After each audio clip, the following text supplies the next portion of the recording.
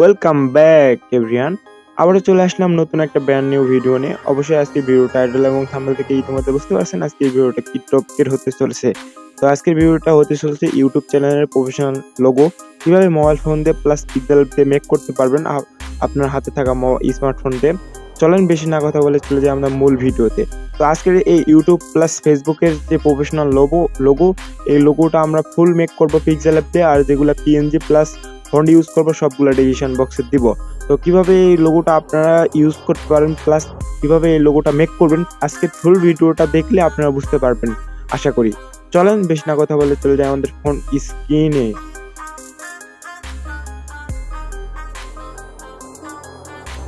তো আমরা চলে আসলাম আমাদের ফোন স্ক্রিনে। আসার পর এখানে পিক্সেল অ্যাপ ওপেন করছি। ওপেন করার পর এখান থেকে ফার্স্ট অফ অল যে লেয়ারটা থাকছে বা যে টেক্সটটা ওই টেক্সটটা আমরা এখান থেকে লেয়ার থেকে রিমুভ করছি। প্লাস এখানে আমরা একটা সলিড কালার ইউজ করবো, যে কালারটা আমাদের চোখে লাগবে না, কালো এবং সাদা বাদে একটা কালার আমি নিলাম। নেওয়ার পরে এখন হচ্ছে আমাদের এখান থেকে নিউ টেক্সট নিতে হবো।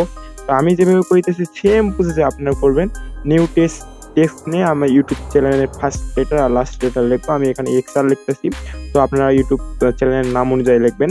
তো এখানে এক্সআর লিখলাম। লেখার পরে এখান থেকে নিচের দিকে যাবো, যাওয়ার পর ফন্টে যাবো। ফোনে যাওয়ার পরে এখানে আমি যে ফোনটা ইউজ করতেছি মেবি এই ফোনটা আমি ডিসক্রিপশন বক্সে লিঙ্কে দিছি, ওখান থেকে আপনারা ডাউনলোড করে পিক্সেল অ্যাপ ইনস্টল করে নেবেন। তো দেখেন আমি ফোনটা এখানে আমি ইনস্টল করলাম। ইনস্টল করার পরে এখান থেকে হচ্ছে আমাদের সাইডে কিন্তু ব্যাক এখানে কাটা যাইতেছে ফন্টের যে স্টাইলটা, মেবি এই স্টাইলটা আমাদের এখান থেকে ক্রপ মানে কাটা যাইতেছে। তো এর জন্য আমরা এখান থেকে দেখেন আমি যে অপশনে যাইতেছি এখানে যাবেন।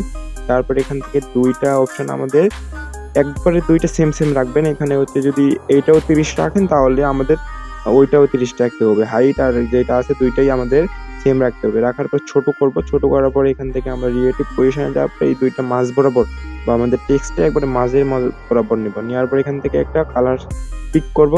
তো কালার অপশনে যাওয়ার পর কালার পিক করলাম। পিক করার পর এখান থেকে আমরা যাব ইনপুটে যাওয়ার পর এখান থেকে আমি যে পিএনজি গুলা এখান থেকে দিতেছি সেম পিএনজি আপনারা ডেসক্রিপশন বক্স পাবেন, ওখান থেকে ডাউনলোড করে নেবেন। দেখেন আমি পিএনজি এটার পয়েন্টটা আমি রাখবো রিলেটিভ সাইজে যাবো। যাওয়ার পরে এখান থেকে পিএনজি পয়েন্ট আমরা এখান থেকে 80 রাখতে পারি। হ্যাঁ 80 রাখলাম।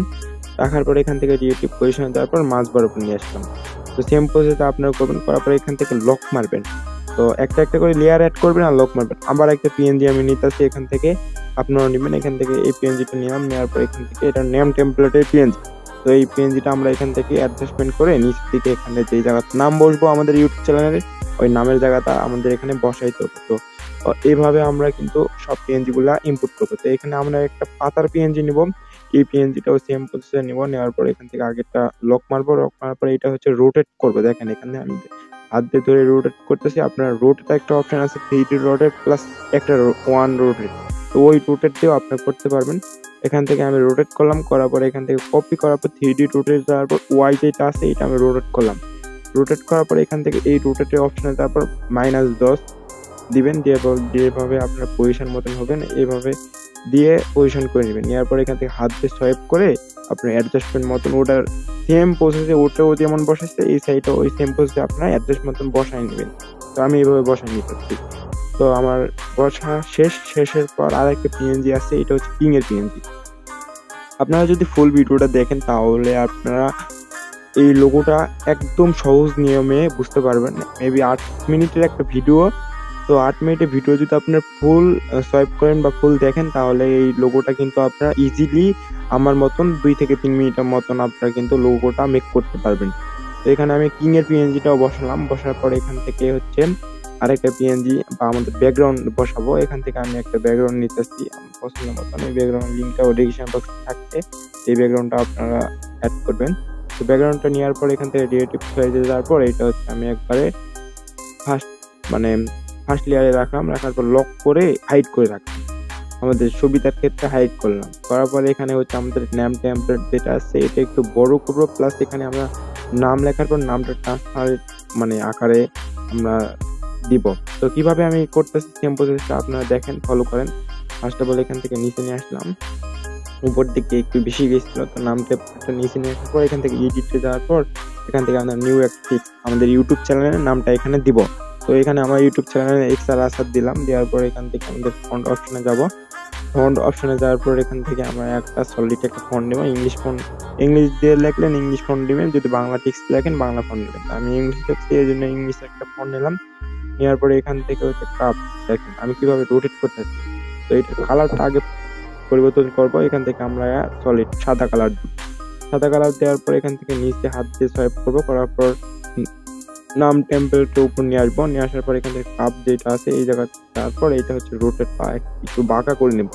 আমাদের হচ্ছে বাঁকা করে নেওয়ার পরে অ্যাডজাস্টমেন্ট মতন বসবো। বসার পরে এখান থেকে হচ্ছে আমরা দেখেন টিক অপশনে যাবো। যাওয়ার পর এখান থেকে আমি নাম টেম্পলেট আর টেক্সটের লেয়ারটা অ্যাডজাস্টমেন্ট করে এখান থেকে ওকেতে ক্লিক দেবো। ওকেতে ক্লিক দেওয়ার পরে এটা হচ্ছে আমরা পরবর্তীতে এই লেয়ারে যাবো। যাওয়ার পরে এখান থেকে আমরা ইরেজ অপশনে যাওয়ার পরে এখান থেকে আমরা কালারটা পিক করব। সাদা কালার হলে অটো পিক হবে।